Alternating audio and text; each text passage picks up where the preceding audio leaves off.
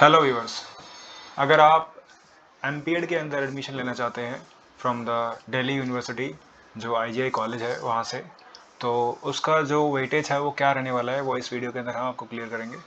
तो जो आपने सीयूईटी का जो एग्ज़ाम दिया था अभी पीजी वाला, लेट्स से उसमें आपका जो भी स्कोर आया होगा उसका आप परसेंटेज सबसे पहले कैलकुलेट करेंगे, और जो एडमिशन के लिए जो फाइनल मेरिट है वो आपके 100 में से बनने वाली है, 100 मार्क्स में से।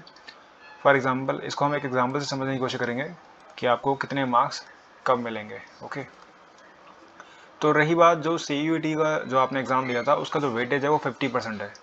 50% का मतलब ये है कि अगर आपने लेट्स से 240 स्कोर किया आउट ऑफ 300, तो अगर इसका हम परसेंटेज कैलकुलेट करते हैं तो वो 80% बनता है।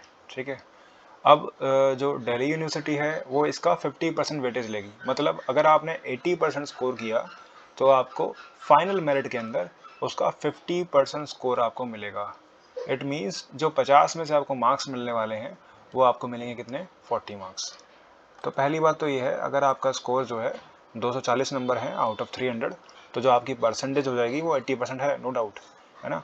अब जो इसका वेटेज है जो आपके फाइनल मेरिट में जुड़ने वाला है वो कितना रहेगा, वो रहेगा 40 मार्क्स आउट ऑफ 50 मार्क्स। अब जो बचे हुए 50 मार्क्स हैं वो कहाँ से आएंगे, तो वो आपके स्पोर्ट्स प्रोफिशिएंसी टेस्ट होगा, जिसके अंदर जिसका वेटेज जो है वो 50% है।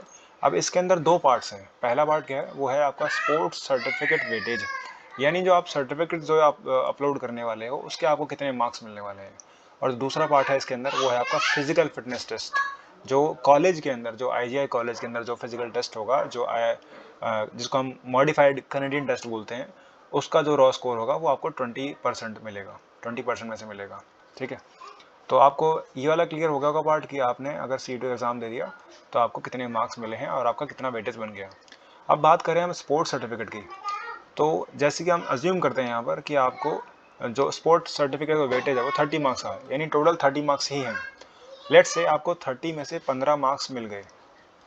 ओके, और फिर आपका बाद में क्या होगा, आपका बाद में होगा फिजिकल फिटनेस टेस्ट। ठीक है, अब लेट्स से इसका जो वेटेज है वो 20% है। अगर आपको 20 में से 10 मार्क्स मिलते हैं, 10 मार्क्स मिलते हैं, तो आपका जो फाइनल स्कोर होने वाला है वो क्या होगा, 40 मार्क्स जो आपको सबसे पहले रिटर्न में मिले थे।